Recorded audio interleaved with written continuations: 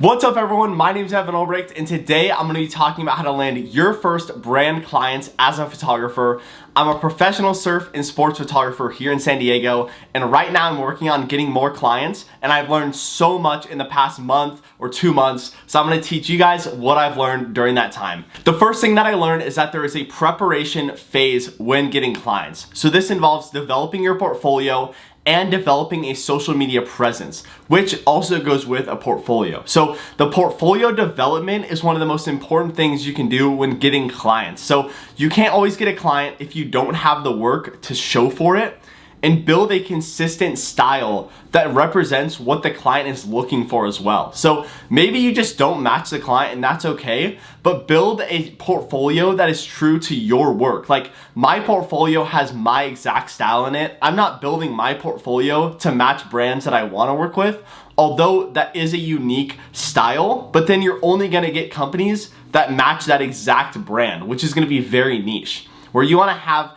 your own style that matches whoever you want to work with. So I have a lot of surf stuff in my, obviously, portfolio. I'm a surf photographer, but most of my photos are a lot of blues, a lot of bright and vivid colors. So when I'm working with brands, I want to choose brands that have that same style, that have that bold style, and that works with my mission as well, that I want to help these companies have a bold social media presence, take bold photos for their website, Instagram, help develop them a strategy that is bold to stand out in the market. And I know that my photos do that. So you need to build a portfolio that represents what you do. Also, for the social media presence, this is super important to optimize your own social media so that when clients look at your social media, which they will do before working with you, you don't just have a bunch of random photos, or it's just like a mix of personal photos and professional photos. Have your own photo account if you're gonna do that. Have your own like company, like photography account, which is what I do, and that is awesome. And then my other account is private, and just share it with my family and friends, and then just post kind of whatever I want, even though I'm not really active on that. But it keeps it separate so that you have super optimized profile and it looks very professional, so that when a company looks at it, they're like, okay, this guy knows what he's doing, this girl knows what she's doing when it comes to social media and photography. So that is super important. And the second thing I want to talk about is identifying potential clients for your brand. So first thing is researching local surf brands, and then also creators or whoever it is. So if I'm trying to research surf brands, maybe I like a surfer that's also a creator and he works with a company and I want to work with that company. So kind of find those similar things, and then also usually find clients that are close to you. Obviously, you don't want to find clients on the other side of wherever, the US or something. That wouldn't even really make sense. So I'm in San Diego, so right now I'm focusing on San Diego based clients that are really close to me, because that's where I also have my networking community. So maybe I reach out to a company and they also know someone that I've worked with before, which is huge and can give you a lot of leads and clients in the future. But always analyze their current content when looking for these clients and identify gaps in their content that can give you an advantage when emailing them and when pitching to them. Because what I do is I'll go, hey, like I noticed you don't post that consistently. Like what I want to do is give you content for this much money so that you can post consistently, build a very engaged fan base that'll help you get more sales in the future, and sell yourself through what you see that's not working for them. And you have to go through this at like a super business perspective, because that's what they are. These are businesses trying to make money. So you have to really sell yourself. And the third thing I want to talk about is making the approach, which is actually reaching out to these clients. What I usually do is email, which is more professional, but there's also phone numbers on websites, stuff like that. I would recommend doing email at first. Do it once, and then usually I'll send a follow-up email 2 weeks later if I don't get a response. Because usually it might take like a week for someone to respond, which I feel like is pretty normal, just because they get so many responses, especially if it's in like the generic email on a contact website. But also showing that you have actual examples of work with companies that are like that is huge. So what I do, like I reach out to a golf company, I'm like, hey, this is work that I've done for the PGA Tour before, like in the past. And then I show that work and they're like, oh my gosh, like you have all this work that's like exactly what we want.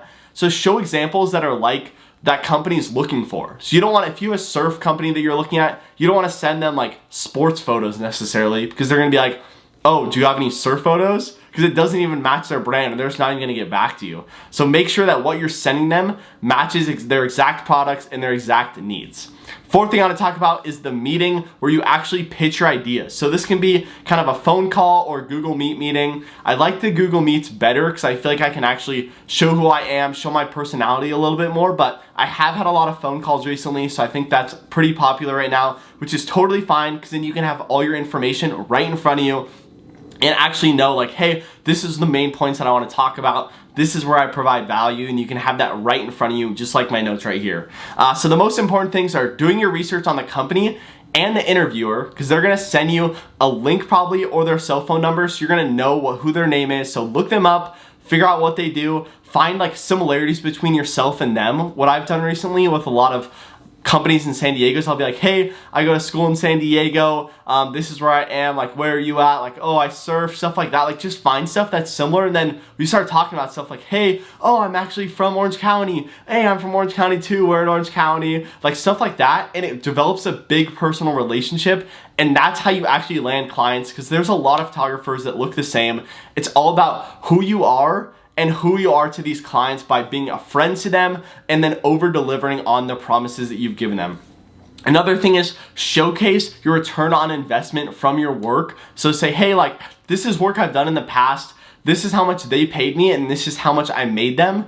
And it definitely is hard as a photographer, but if you're doing marketing work for them, or maybe they posted a couple ads with your photos, say, hey, this is the return that we got from these ads that I took, and this is like how much value I can provide. And that is honestly so big. And then just showcasing similar case examples. So similar companies that you worked with, showcase work you've done and what has worked, and sell yourself, sell yourself. That is the biggest thing as a photographer that I've learned recently. And once you sell yourself, you're gonna get so many more clients. All right, the fifth thing I wanna talk about is how to close the deal. So this is super important regarding contracts, licensing, setting expectations, and a project timeline. So contract essentials would be, first off, licensing. Are you gonna license these photos or just sell them the actual photos? They get all of the rights to it, but you still own them. And then what are you actually providing? So set expectations. Hey, I'm gonna give you 20 plus photos. I'm gonna give you 5 reels. I'm gonna give you this type of marketing strategy build out for you, this maybe like a monthly posting schedule, stuff like that.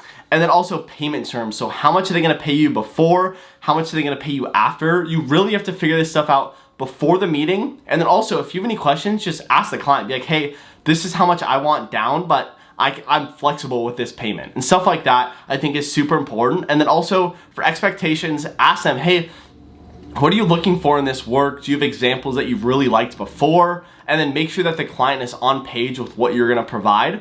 And then also project timeline. So say, hey, when do you need these by? And then you're gonna set it so that you can make sure you get everything done before the timeline is due, to make sure that, hey, in case anything happens, in case there's bad weather one day, some of the photos get missing, stuff like that, you can make up for that. You don't wanna wait till the last minute. And you definitely don't want to like send photos after they're supposed to be due, or you can get in a lot of trouble, and definitely that client will not work with you anymore. So that is super important to closing the deal, and also undersell yourself and then over deliver for those. So under promise, over deliver is super important for business, and that's how you get more clients, and those clients are going to be talking about you to their other clients saying, hey, this was awesome, we got this, and it totally was better than we thought it would be, and he totally over-delivered. So that is super important as well.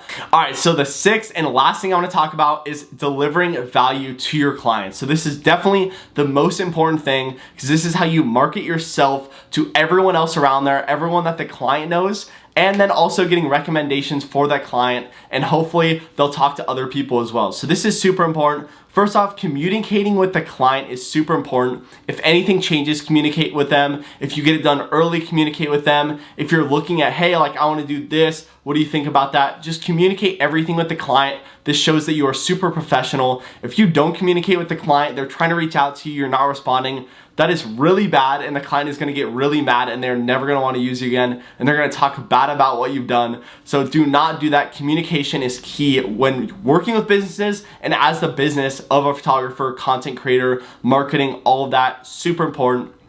Second thing is making sure to exceed expectations that you've set, because this is, you really have to go above and beyond in this industry, because everyone can take 20 photos and send it to a client, can make a couple reels, give a strategy behind, hey, this is how you should use these to be the most effective, help give other things on top of that, say, hey, if you ever need anything, totally feel free to let me know. I would love to help you out with this strategy of using this stuff. And that's how you get clients for the long term. And which is the third thing, is building your long-term relationships with these clients. Because as a photographer, if I was just trying to get clients every time I shot, it would be so hard to actually be full-time as a photographer. It would be impossible to build a business off of that. You really have to have long-term relationships with these clients and these reoccurring clients, whether it's like a monthly retainer, anything like that, a yearly retainer if they're paying you like that, a weekly retainer, anything like that. If they keep coming back to you, it is going to be so much easier to have a successful business, and it's the most important thing as a company. You have to deliver value to be successful in the long term. So that's all I have for the video today. I hope you have a great day. Thanks for watching. Share this video with your friends if you thought it was helpful. Like the video and subscribe for more videos like this. Have a good one. I'm going to Hawaii, so I'm super excited about this. When you watch this video, I'll be in Maui. So yeah, gonna have some good videos from that. Super excited, and I'll see you next week.